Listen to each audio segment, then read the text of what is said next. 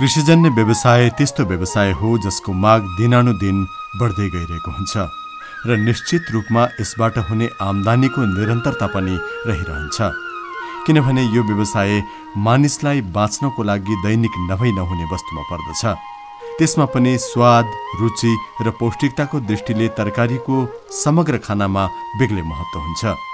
यसै कारण पनि तरकारीको बजार माग र मूल्य आकर्षक रहेको पाउँछौं र यही आधारमा तरकारी खेतीलाई आय आर्जनको एउटा मुख्य स्रोतको रूपमा कृषकहरूले लिने गरेको पाइन्छ। अझ पछिल्लो समयमा आधुनिक कृषि प्रविधिको प्रयोगबाट बेमौसमी तरकारी खेती गरिने प्रचलन आर्थिक उपार्जनको दरिलो माध्यम समेत बन्न पुगेको छ। यसै अवस्थालाई ध्यानमा राखेर गएको हप्ता हामीले बेमौसमी तरकारी खेती सम्बन्धमा जानकारी गराउने उद्देश्यका साथ एकजना विज्ञसँगको कुराकानीमा आधारित सामग्री प्रस्तुत गरेका थियौं। पूर्व जानकारी अनुसार हामी सोही कार्यक्रमको बाँकी भागलाई प्रस्तुत गर्दैछौं आजको समय र सन्दर्भमा। हाम्रो देशमा विभिन्न किसिमको तरकारी खेतीहरू गरिँदै आइएको छ प्लास्टिक टनेलमा। तैपनि हामीले के ध्यान दिनुपर्छ भने कुन तरकारी गर्दा यस्तो महँगो प्रविधि गरेर प्लास्टिक घर बनाएर हामीले चाहिँ तरकारी खेती गरिरहेका छौँ भने त्यसबाट उत्पादन बढी दिने खालको तरकारी हामीले लगाउनुपर्छ।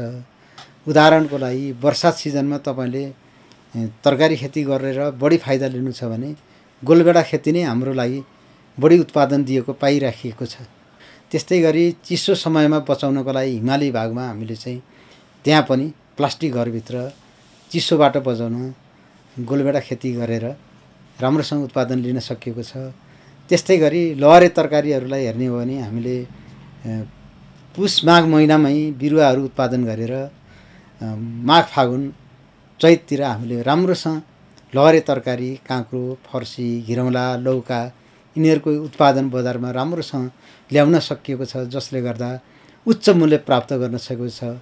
यसरी सरसर्ती हेर्दा हाम्रो देशमा बेमौसमी तरकारीमा यो गोलभेडा खेती र लहरे तरकारी खेतीले नै महत्त्वपूर्ण स्थान लिएको पाइन्छ। यिनै तरकारी खेती हामीले प्लास्टिक घरमा गऱ्यौँ भने कृषकहरूले अवश्य पनि हाम्रो लगानीको अनुपातमा बढी उत्पादन लिन सक्ने देखिन्छ। बजारको मागलाई एकदमै महत्त्वपूर्ण किसिमले हामीले हेर्नुपर्छ। जुन समयमा बजारमा जुन तरकारी खेती हामी गर्छौँ त्यसको मूल्य बढी भएको हुनुपर्छ। त्यो बेलामा हामीले त्यस्ता कुराहरू विचार गरिएन भने हामीले महँगो किसिमले उत्पादन गरेको बेमौसमी तरकारी सस्तो मूल्यमा बेच्न पर्यो भने नाफा होइन झन् घाटा जान्छ। धेरै जसो हाम्रो देशमा के भइरहेको छ भने कुन समयमा कुन तरकारी उत्पादन गरेर बढी आम्दानी लिइन्छ भन्ने भन्दा पनि अरूले जुन बेला जुन खेती गरे त्यही देखासिकी गरेर अरूले टमाटर गर्यो भने त्यही खेती गर्दिन्, मुला खेती अरूले गर्यो भने त्यही खेती गर्दिन्, जसले गर्दा त्यही खेती गर्दाखेरि बजारमा चाहिँ त्यसको मूल्य त सबैले एकैचोटि त्यो सप्लाई गर्दा त्यसको मूल्य कम भएको हुन्छ। र अर्को हाम्रो बजारको पनि समस्या नै छ। बजारमा पुर्याउन ढुवानीको पनि कृषकहरूलाई समस्या छ र हरेक तरकारीको मूल्य निर्धारणमा पनि उपयुक्त किसिमको उपयुक्त समयमा उपयुक्त तरकारीको चाहिँ मूल्य निर्धारण नहुँदा कृषकहरू अन्यलमा पर्नु भएको छ। यो पनि एउटा समस्याको रूपमा छ। अर्को प्रविधिको त निकै समस्या नै छ। त्यसकारण हाम्रो कृषकहरूले हाम्रो प्रविधि यो बेमौसमी गर्दा हाम्रा जिल्ला कृषि विकास कार्यालयहरू छन्, कृषि सेवा केन्द्रहरू छन्, अनि हाम्रा कृषिका एग्रो भेटहरू छन्। ती ठाउँहरूबाट उपयुक्त सुझाव सरसल्लाह हाम्रा कृषि प्राविधिकहरूसँग लिएर खेती गऱ्यौँ भने यस्ता समस्याहरूलाई चाहिँ समाधान गर्नतिर सहयोग पुग्न जान्छ। निकै नै समस्या देखिराखिएको छ। जस्तो उदाहरणको लागि हाम्रो गोलभेडा खेतीमा पनि हामीले प्लास्टिक घरभित्र यो डाँठ कुहिने रोग, डढुवा रोग, त्यस्तै भाइरस रोगहरू धेरै देखा परेका छौँ। यस्तो अवस्थामा हामीले चाहिँ समयमै खेतबारीको सरसफाइ गर्नेदेखि लिएर तिनीहरूको चाहिँ सिँचाइ व्यवस्थापन, मलखाद व्यवस्थापन के कस्तो किसिमले भएको छ, बोर्डको काटछाँट हामीले कसरी गरिरहेका छौँ, यी कुराहरूलाई ध्यान दिनुको साथै हाम्रो उत्पादनलाई स्वस्थ र सफा बनाउनको लागि हाम्रो प्राङ्गारिक रूपमा उत्पादन भएका जति विषादीहरू छन् तिनीहरूलाई हामीले प्रयोग गऱ्यौँ भने हामीले स्वस्थ रूपमा उत्पादन गर्न सक्छौँ। यसको लागि हाम्रै गाउँघरमा प्राप्त हुने तितेपाती, निम यिनीहरूको झोललाई, गाईको गौतलाई हामीले प्रयोग गर्न सक्छौँ। यिनीहरूलाई विभिन्न मात्रा छ यिनीहरूको, जस्तो गाईको गौतलाई हामीले 1 भाग गाईको गौतमा हामीले 4 भाग पानी मिसाएर बिरुवालाई प्रदान गऱ्यौँ भने धेरैजसो चुसेर खाने किराहरू मर्न जान्छन् र त्यस्तै किसिमको रोगहरूलाई पनि यसले रोग लाग्न नदिन पनि मद्दत पुर्याइरहेको हुन्छ।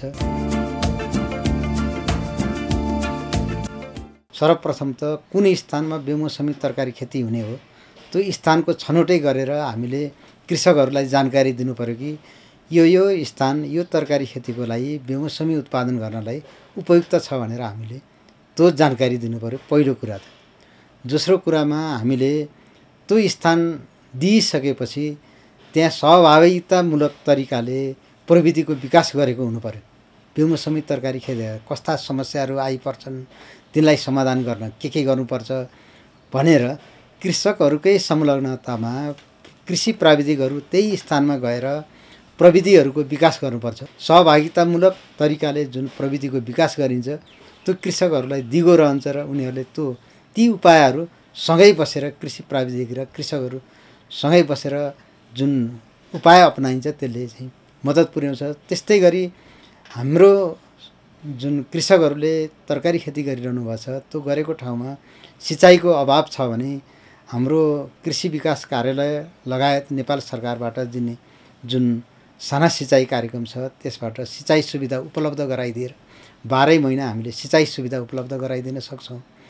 त्यस्तै गरी रोग किरा लागेको बेलामा कृषि प्राविधिकहरू समयमा ती बेमौसमी पकेटका क्षेत्रहरूमा पुगेर यो समयमा यो रोग लाग्छ, यो किरा लाग्छ, त्यसपछि यो प्रविधि तपाईँहरूले अपनाउनुपर्छ भनेर हामीले जानकारी दिनुपर्छ।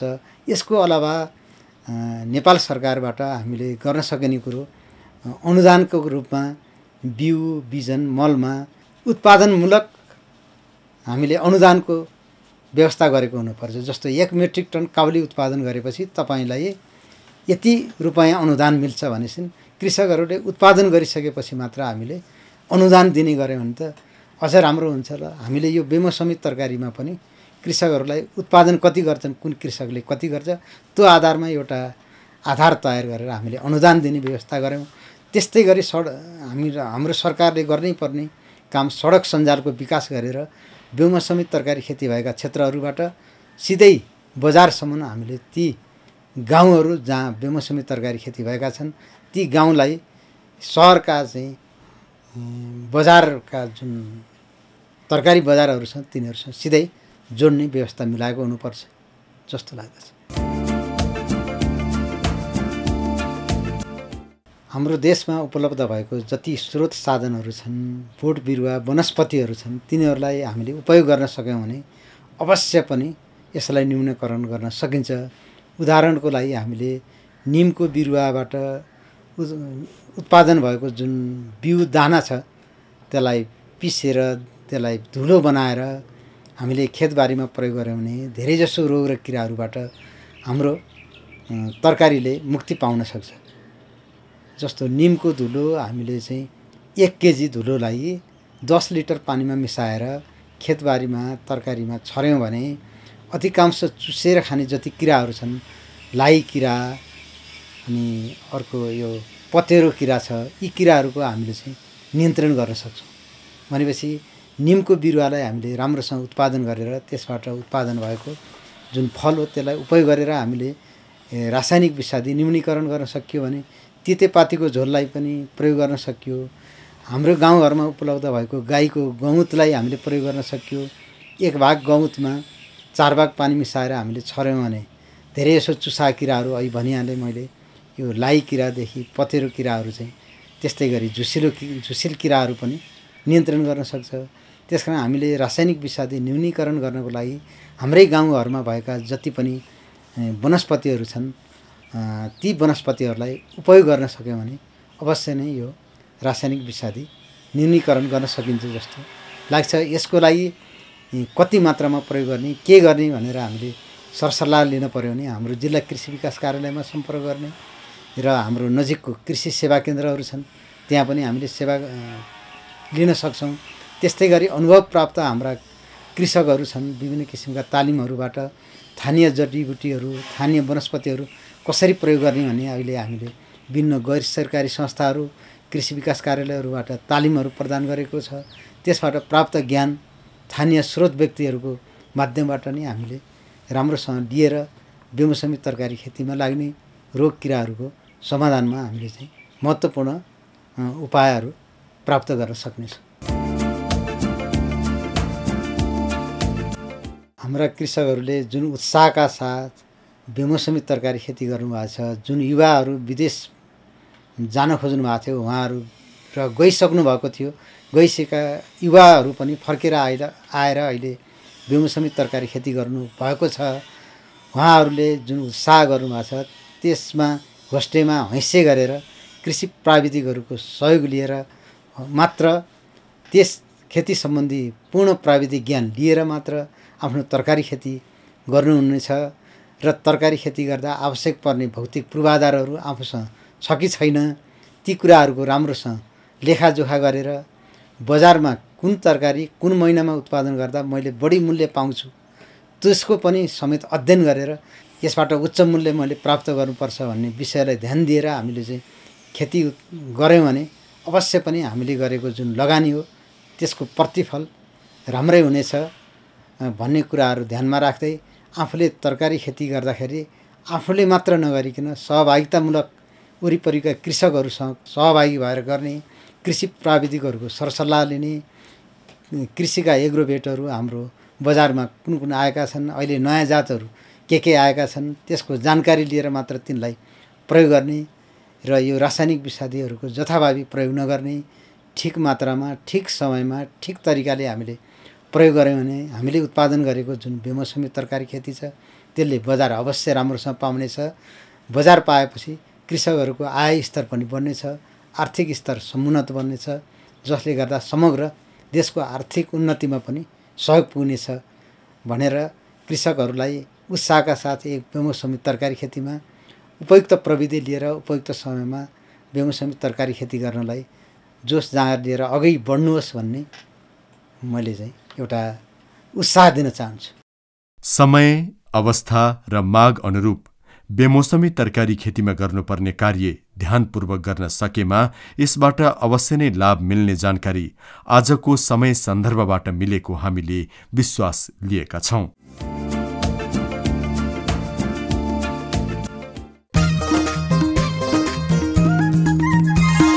कृषि प्रधान देश हाम्रो कृषिमै छ भर, कृषि उत्पादन बढाउन माटो नै आधार। कृषि प्रधान देश हाम्रो कृषिमै छ भर, माटो जस्तै सन्तुलित मल सधैँ प्रयोग गरौँ, जमिनमा प्राङ्गारिक मल अझ धेरै छरौँ। प्राङ्गारिकले सुधार गर्छ माटोको सब गुण, पानी सुस्ने हावा खेल्ने जीवाणुको प्राण। माटो बनाउ सधैँ उर्वर उत्पादन बढ्छ, धनी बन्छौँ हामी सबै देश सबल हुन्छ। कृषि प्रधान देश हाम्रो कृषिमै छ भर, कृषिमै छ भर। माटो जाँच गरी सन्तुलित मलको साथमा दिगो कृषि उत्पादन बढाउन प्रशस्त प्राङ्गारिक मल प्रयोग गरौँ। स्वस्थ जीवनयापनको लागि कृषि उत्पादनलाई पनि स्वस्थ बनाऊ। माटो व्यवस्थापन निर्देशनालय, हरिहर भवन।